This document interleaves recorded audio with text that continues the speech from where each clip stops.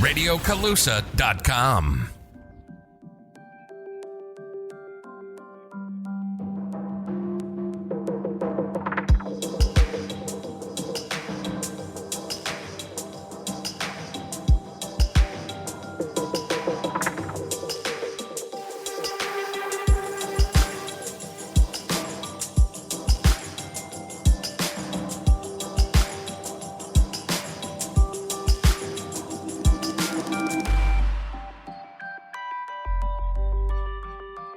Hello everybody, this is Lloyd here, and this is another episode of Just Pressed. It's hard to believe, but things are happening.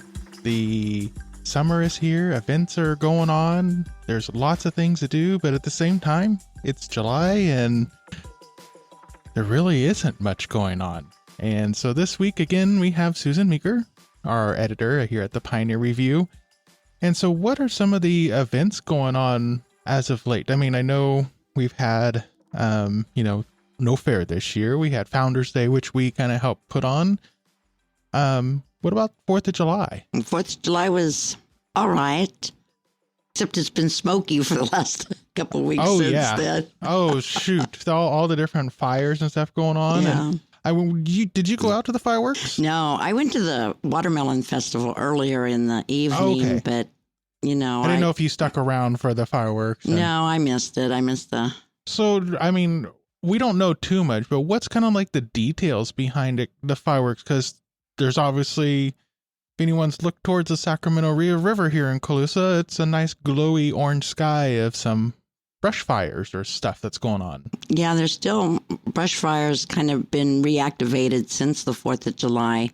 There were two caused by fireworks. I don't know. There's a lot of illegal fireworks. Oh, way too many.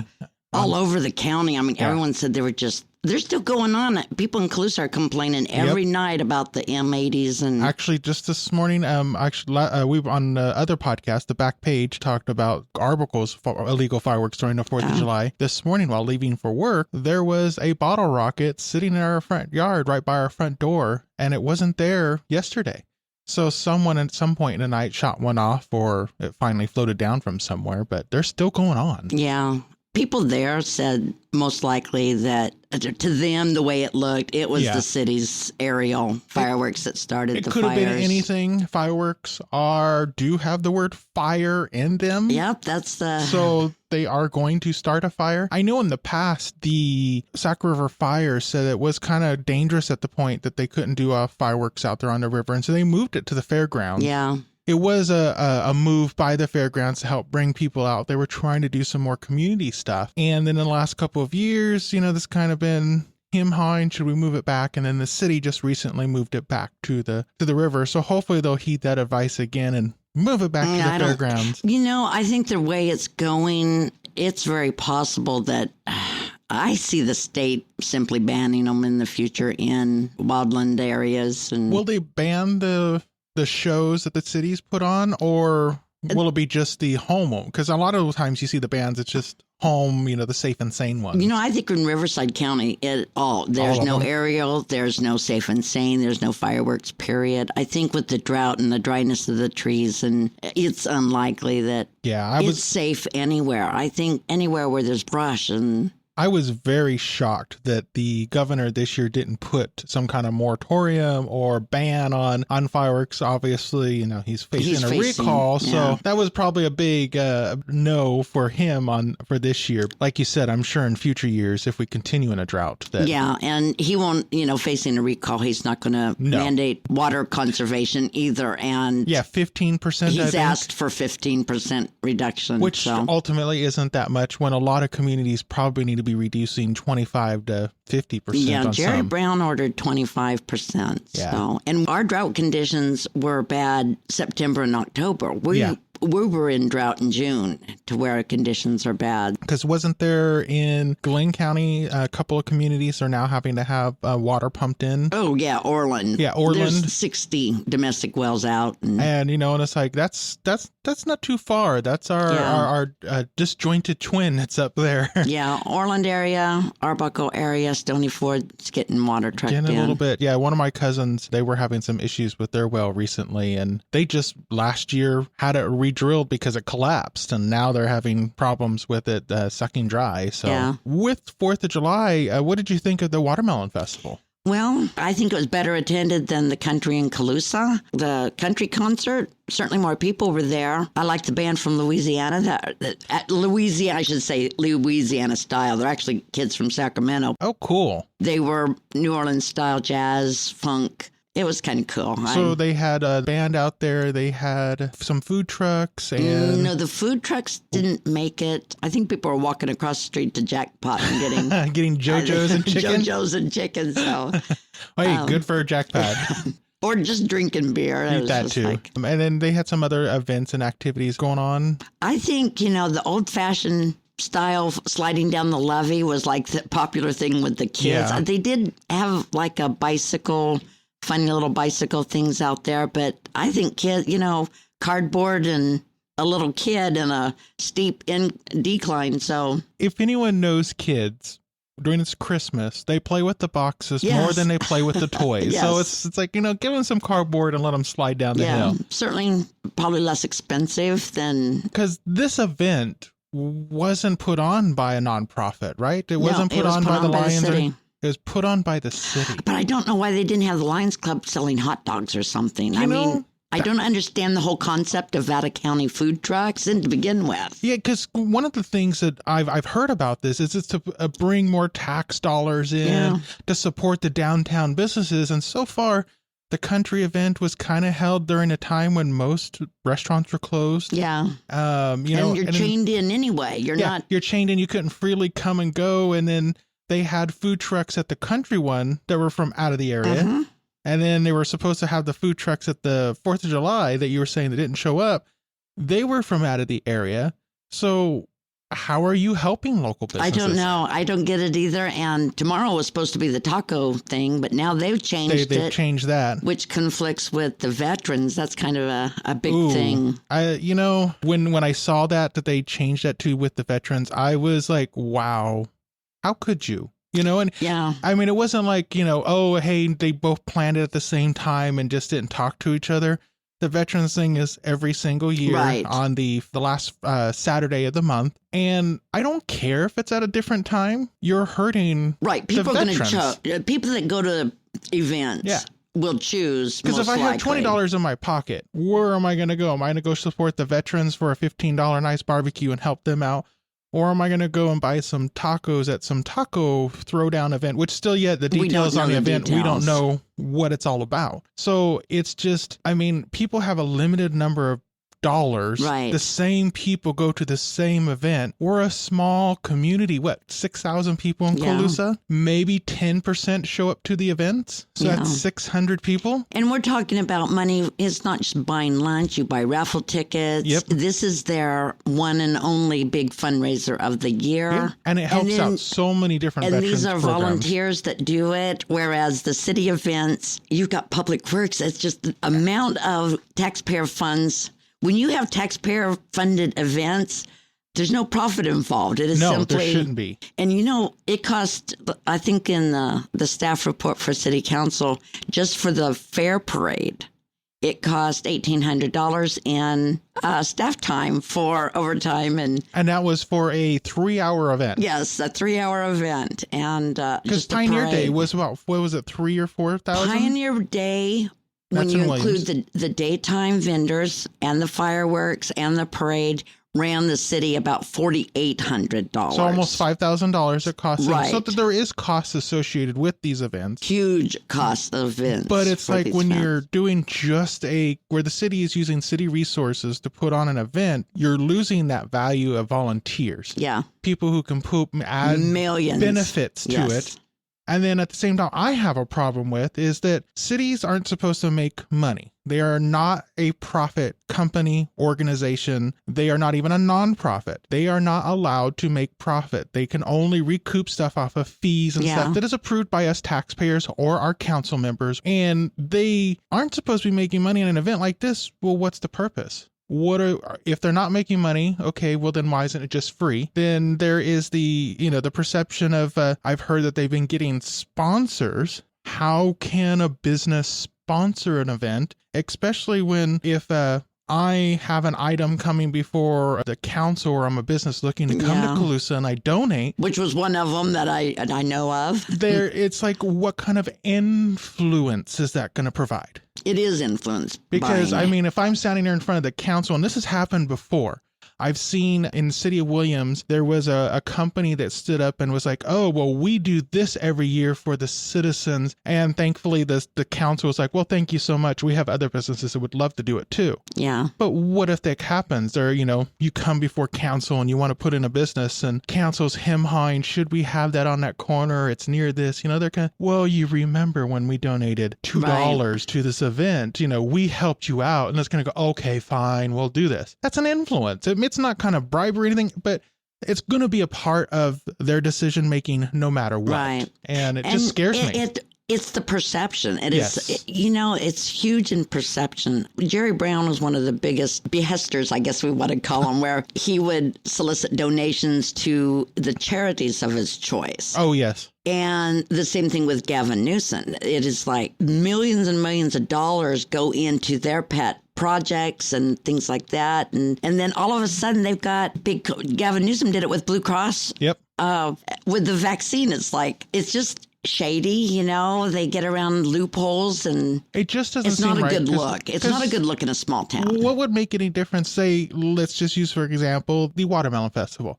Let's say the Lions Club or the Rotary Club put that on. Why can't a business still sponsor them? And they could put it on and it could have probably added a greater benefit because what are those clubs and organizations going to do? They're going to help out with the 6th grade Woodleaf or whatever it's called now.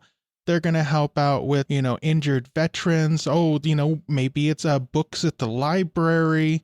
Maybe it's the animal shelter. They're going to help get vaccines for the dogs or new leashes or something. And when you're talking about with the city raising money, is it going towards someone's salary? Yeah, I would imagine. Is it going towards someone who's coming up for evaluation to try to hold their job over to say, oh, look at me, I'm doing such a wonderful job, pat me on the back?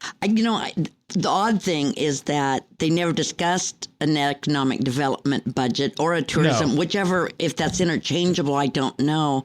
I've heard from the mayor both words, and it's like, okay, it was never approved an actual, they hired a position and approved a salary, which was supposed to be refunded in grant administrations, which I don't believe they got. I wish they would answer our public records request before their budget meeting, but I guess I'll find out a little more on Tuesday. There's probably a reason behind the delay on that one, I can see. Yeah, it's like we're a 21-day on a 10-day request, but it's just it's really frustrating seeing this happening in our communities, and in a light way, looking at our community, and it's like people are going, oh, you should be enjoying these events. We're not against any of the events.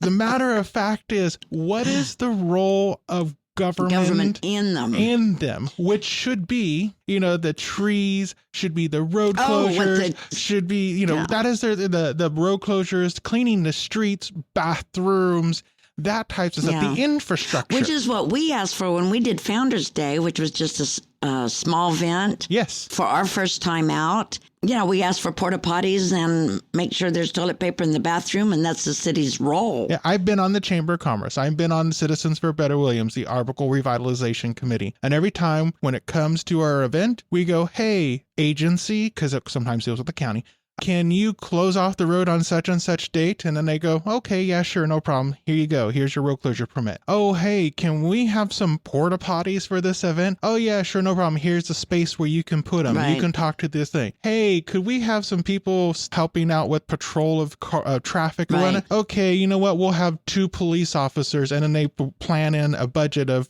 what they can handle for that particular day. Right. And, a lot of times Pioneer Day also has a lot of the volunteer sheriff association out there, which again could add, because gosh, there's 6 of them, I think, now on that committee.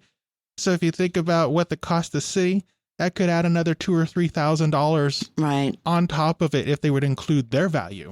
And the city won't. I think the value of volunteerism is in the millions, and the city's going to throw out one event after the other. I mean, the taco was supposed to be tomorrow. Now it's moved to the 31st. They've got a taxpayer organized car show I've never heard of before, but the city's organizing a car show. They plan a tomato festival. So it kind of loses that initiative that volunteers have because, we put on an event and it's like, well, gosh, we do it without getting paid to do it. If they're going to pay city staff to do it, why don't they do it? Then they could do it. So it's like, hey, guess what? You guys get Founders Day next year.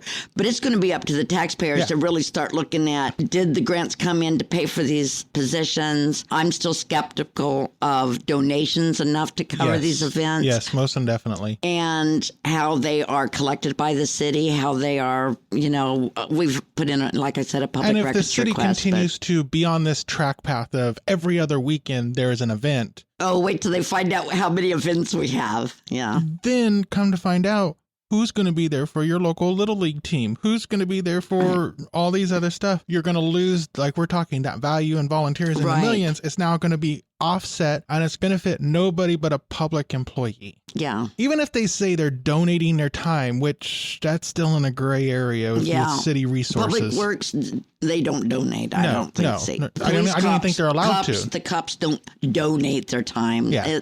All that has to be paid. Because if they work in an organization or a government agency, I believe you can't donate your time to that agency unless it's outside of normal working hours or it's not part of your normal duties. Yeah, like you could be in Rotary and be a cop. Yeah, but when you're in Rotary, that's a separate organization, so you can donate your time. Yeah. And so there's so many gray areas in this. I think of liability that's going on. Is the city liable for something that happens wrong at these events? And then here's the thing, if the Lions Club has something, which there has been events where some catastrophic events have happened. Usually that organization's insurance company takes care of it.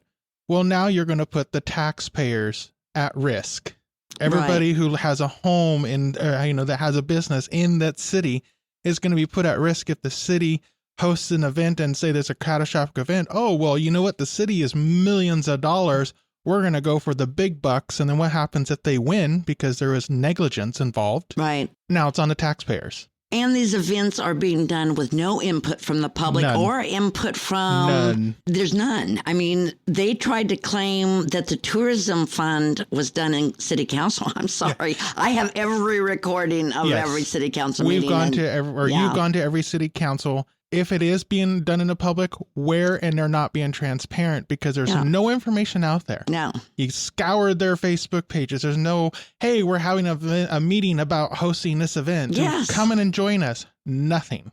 Yeah. The only volunteers at the Watermelon Festival is poor Jesse. He's got to be about to drop from a heart attack. And all the work and all that. And Denise was out there serving watermelon. And, they got support, but it is so central to their little body of government. Yeah. So, and when you think about it, it's a small body of government. There's not a lot of whole hands that can actually go and help. Where if you could pool from the community, which I guess, no, because that was part of I was going to say out at the country thing. There was a couple of people there, but they were family members of council members. So they're still pulling from a small.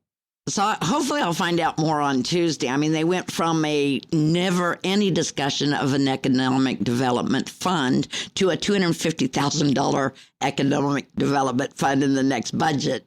And didn't you say the next budget cycle too is $250,000 estimated in the hole? In the deficit. So that doesn't make sense. And there are apparently no grants were received other than that micro enterprise grant. Yeah, because that position was supposed to be for getting grants. Yeah. Now, apparently there's a big old list, supposedly, of grants that are going for, but there is no information, nothing. Of course, that's in one of our public records requests that we're requesting that information. Yeah. So hopefully we'll have something with that to write up and figure out to what's going on. Yeah, they can't count the splash pad grant. That's an allocation, so that's not like you have to apply. That is hold your hand out and they give it to you. So. And I'm excited that, our community wants to do something, but having been in this position, and you've been a reporter in the news industry for this community for a long time, there's generally not a date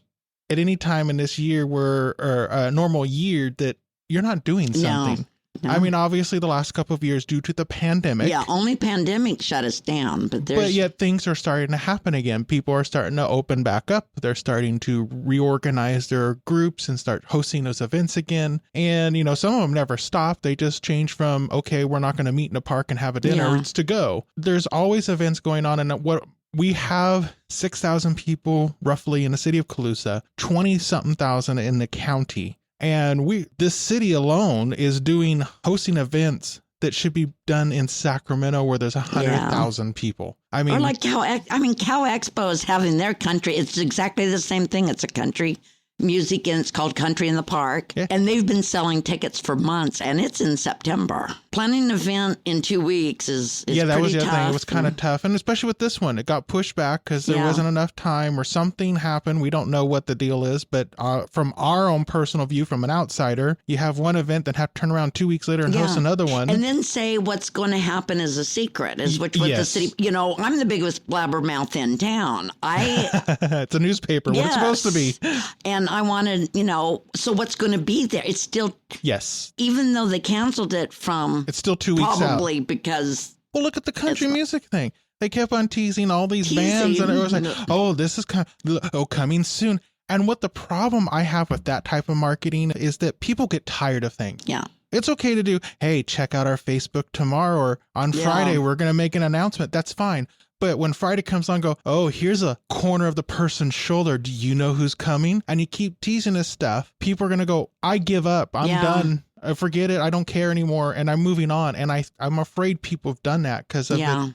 Trying to be too playful. The city, it's like they want to compete with the nonprofits. I agree. But they want to compete with the county. And that's what's unfortunate when they're calling tourism. Tourism, you're not going to get anyone from Sacramento to come to a watermelon festival in Colusa. But you might get Arbuckle or Williams or Max when you do draw people from other communities. But not if you start planning events on days. I mean, there was no Portuguese picnic this year, but there will be next year. The city can't possibly pick that day for an event. We'll see. So they need to really tune into what is going on in the community, and that is the entire community. And like I said, we're a small community. When we're talking about community, we're talking about the county. Right. Because, Colusa County stays together. We support each other. And, when you're just self-focused on your own particular self with your city, you leave out everyone else. Because think about Colusa. It has a couple of great restaurants. It has a few hotels. That's it.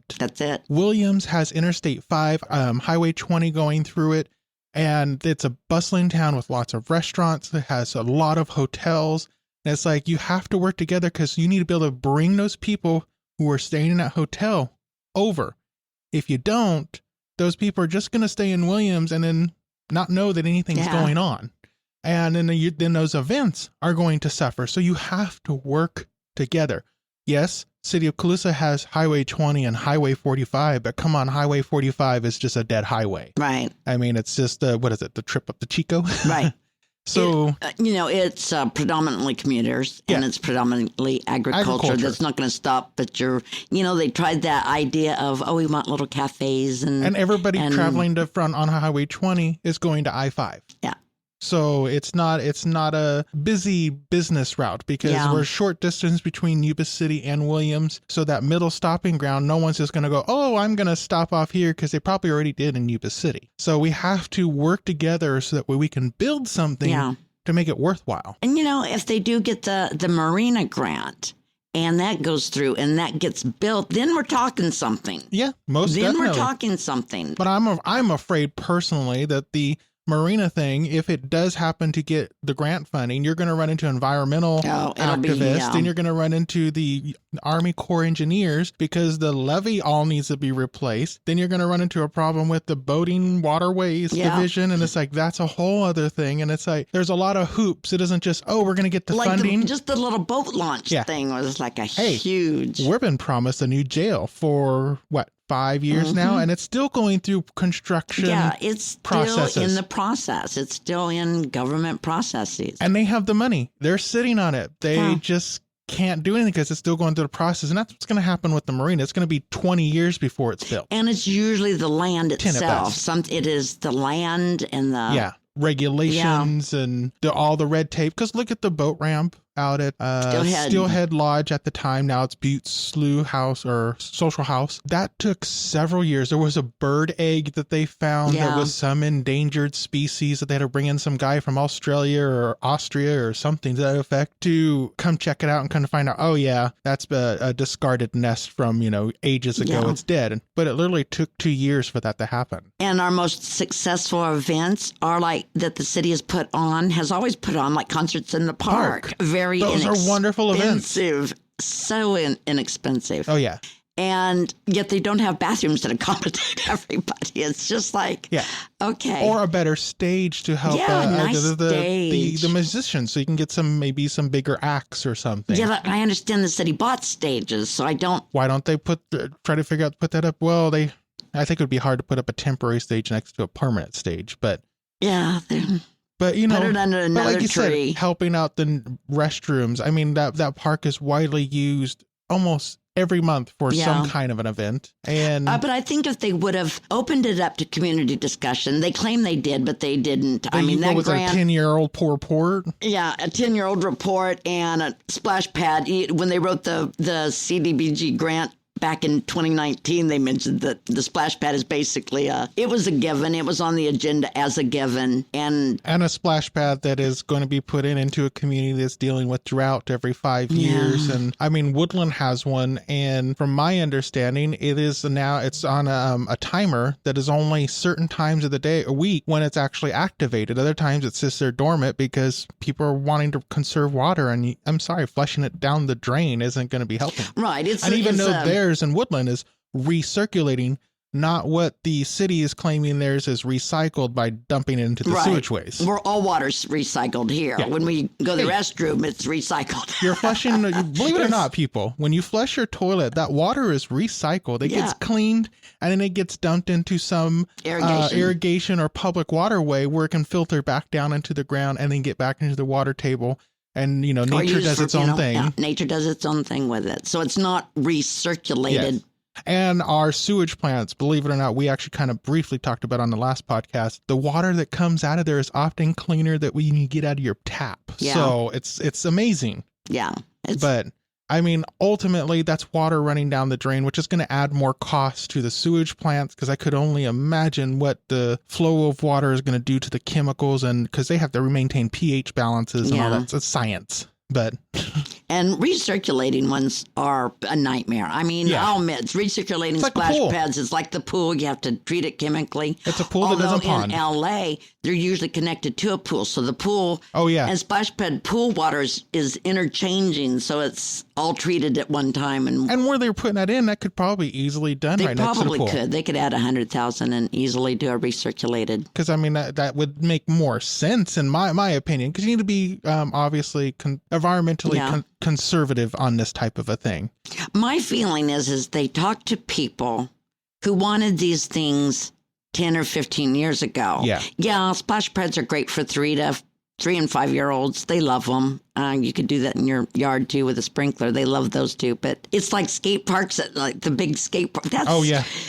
It's like now it's pickleball, and kids move on to other things. To be honest, I bet you if you were to sit there and survey kids, if you were to survey kids right now, they probably wouldn't want any of that. They would want an arcade where they can sit down and play Xbox. That's true. They do want indoor. It's a lot of times they want an arcade. I mean, there's a place up in Sacramento that just opened up. Was supposed to open up over a pandemic. It's a huge arcade center for both children and adults.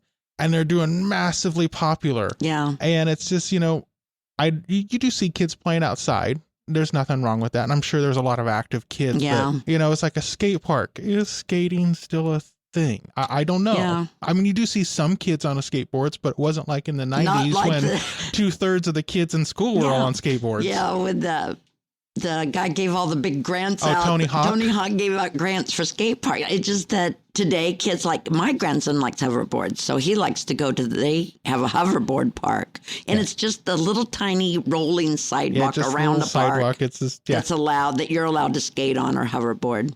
Yeah, you don't have to exercise on a hoverboard. Yeah. You just stand there. Well, besides try to prevent yourself from cracking your head open. I think the current city administration does not value the concept of what truly open communication is. They did these little things over the last summer during COVID, but it was the same people that it was invitation only. weren't even transparent, so to say, because they it would be transparent. On odd times of the day, 2:45 in the afternoon, and with selected speakers who already had an agenda. Yes. So, I mean, they were kind of great. Sure, I guess they proved a point, but at the end of the day, they really weren't useful. And the only way, I think I read it in some recent communication I was looking at when it was talking about what truly open government is give your decision makers a list and a choice. Our city council tends to get backed in a corner. Yeah. And I think that has to do with the meetings inside Jesse's office. I could argue that I'm blue in the face with them. We have been, and I have been, because I can hear it. I could hear it in their verbiage. Well, one city council even called it a pep talk he got a pep talk to change his opinion on a vote. When you look at, say, City of Williams, where it's obvious they don't meet at all, and they go to the meetings and they ask 100 million questions, and then you go to the city of Calusa and something very important comes up on the agenda and they pass it without discussion. Yeah. And I mean, there might be one or two,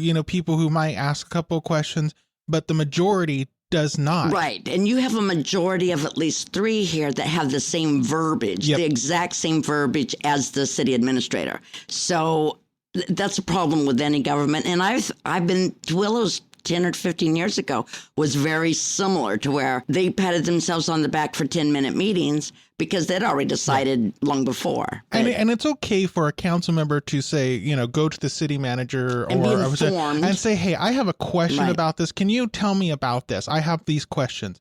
And then at the meeting, sit there and say, be open and transparent. I met with the city manager and I had these questions here and this is what he provided me and it helped me understand this matter. That's why I'm making my decision. Right. Instead, no, it's just a concurrence. Right. They have they already know. And that's what happened with the splash pad. There should have been a list of projects and it should have gone. And this is what I'm baffled about with yesterday when I missed or last week it was Tuesday, I guess. I missed the pool tree and that commission I wanted to go to. They only meet quarterly, and I found out they don't take minutes, which is illegal. I'm pretty sure is illegal. It would have to be, because how would you know? How would you do your quarterly reports? Yeah, and that's a statutory requirement of that commission, same as planning commission.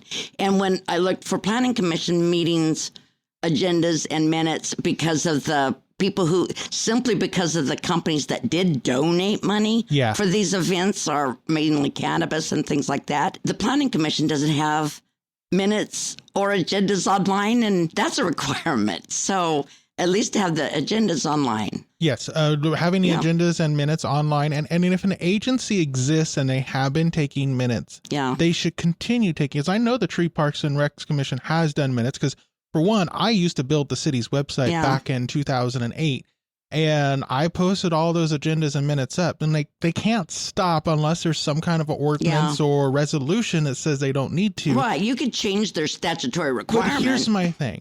If you are no longer doing that, then you're no longer being transparent. Right. It doesn't matter if the law says we don't have to do that, or it doesn't mention we don't have to do that. But the fact is, you need to be transparent.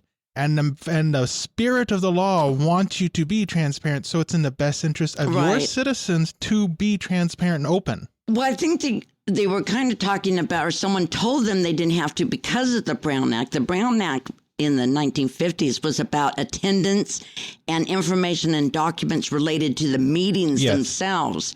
The parliamentary procedures of meetings had already been established. I mean, the city council, when they passed the $1 dog tax and the hog tax and a poll tax, you have minutes of those meetings from the 19th century because basically you followed the parliamentary procedures of the Congress. Everybody did. Yeah. I've recently had to go back and thank you very much to the Closa County Clerk and Recorder's Office for helping me out on a project. Okay.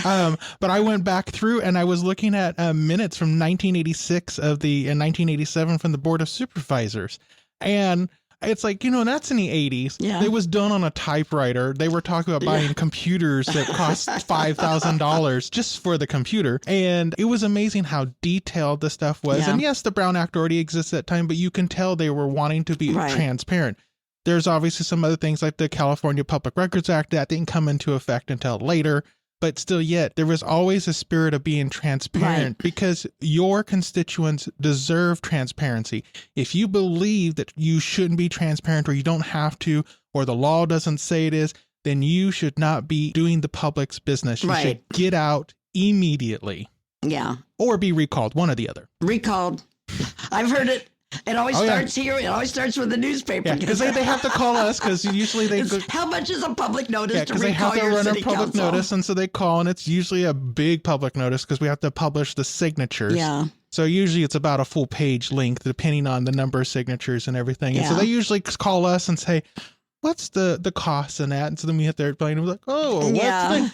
And to be honest, there are citizens out there who may or may not have good intentions, but may be looking at possibly doing something. At least 3. I think that it was about 3 what they were saying. Yeah. And when we're calling at least 3, getting rid of a majority. Now, is that really going to happen?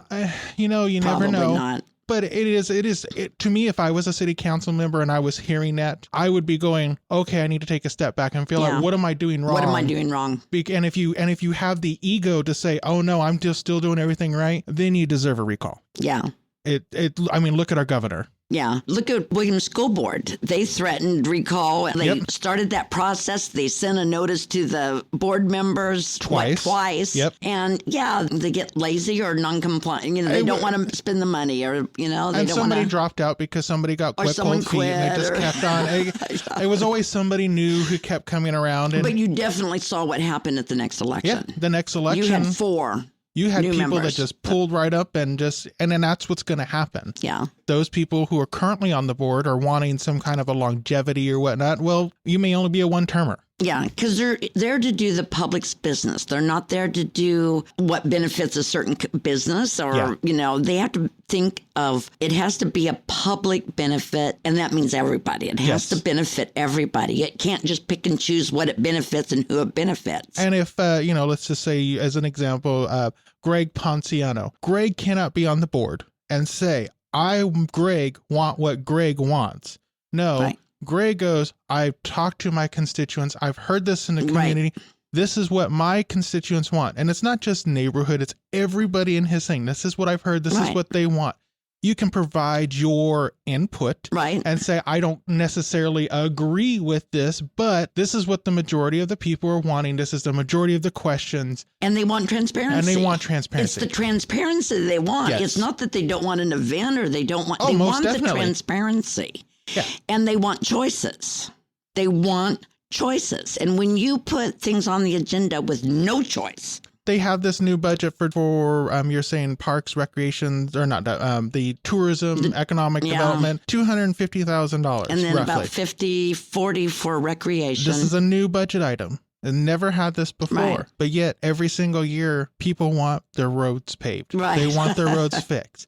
And yet we're creating something who they will say, you mark my words, they'll say this will help bring in grants and this will bring in funding and then we can do this and do that. But yet we're a year into this position and I haven't seen a dollar of it. Yeah. Where is it at? Where is it?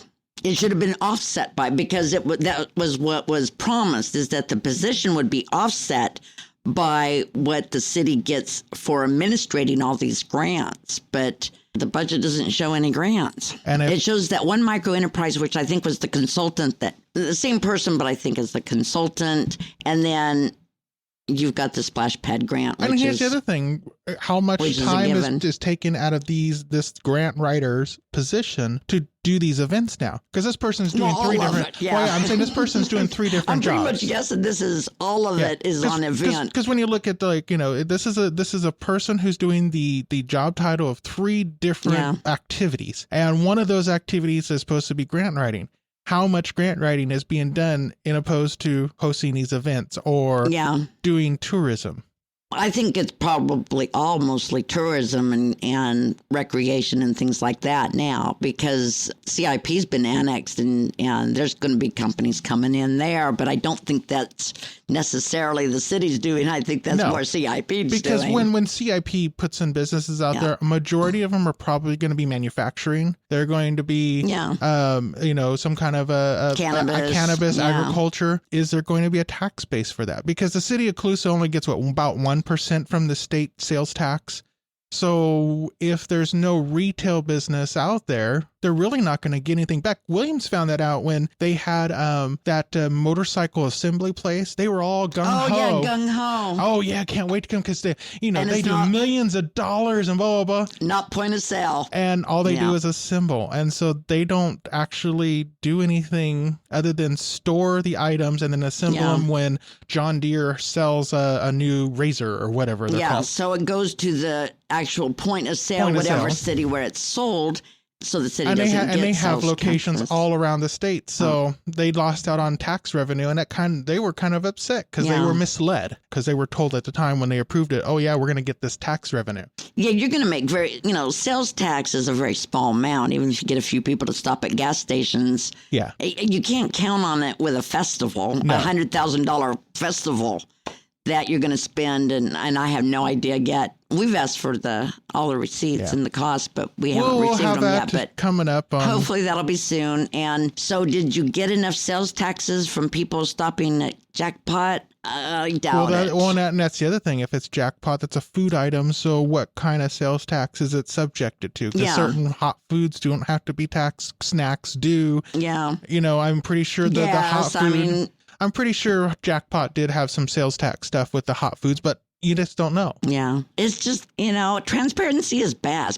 When people get around speculating, and it's not, people will automatically go to things involving corruption. And I don't think it is corruption. I think it's the lack of input. It's a lack of transparency. It's a lack of transparency, the lack of input. When you have a city council, except for, like you said, with Greg. Greg just wanted transparency. I just use them as an example. Yeah. And when you have city council that seem to be okay with the decision making going on before you get in, because they can deny all they want that the tourism fund was established in city council. And it was not. It was not on an agenda, and it was not in a meeting, because I've listened to all of them the last year. And I want to be clear. It's okay if you, as city council member, absolutely cannot vote for something because you are absolutely against it, or you're totally for it no matter what. You don't care what anybody says, and you're for this, and you want to pass it because it's part of your agenda. Well, you can do that. You can do that. But you need to be transparent and say that. Yeah. That's all the taxpayers want. And just say, hey, we want to do this event. It's going to cost $50,000, $75,000. We think we'll break even. Because technically the city's only supposed to break even anyway. They're not supposed to be out there. And when they do, for instance, a basketball, say they have a basketball program, and it cost them, say, $100 to do this program. Well, when they collected the fees from everybody, they made $120.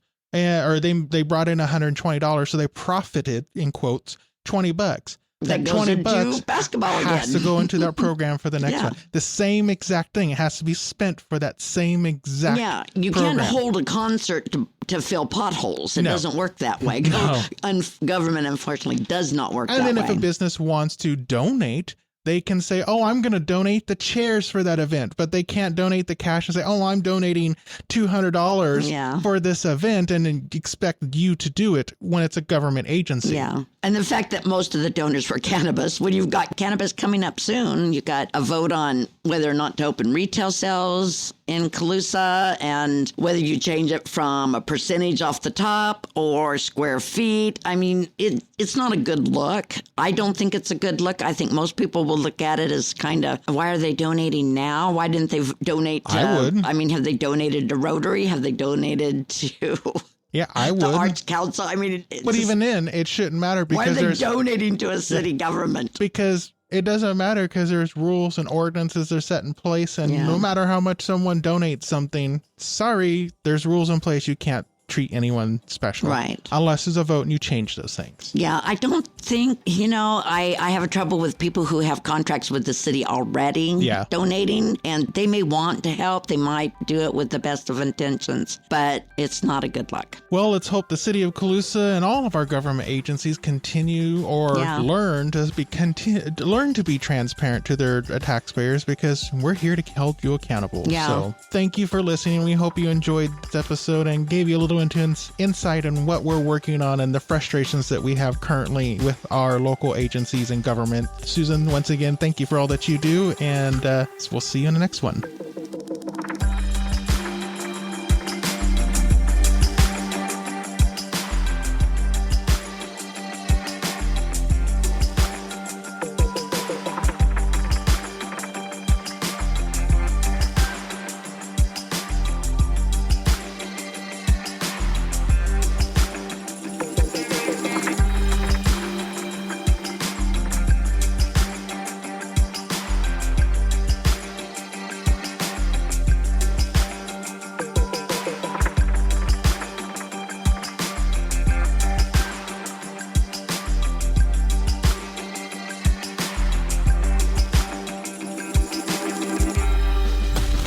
For listening. Like what we do? Share us on Facebook, Instagram, and tell all your friends to tune in. And don't forget to visit our website and show us some love at RadioColusa.com.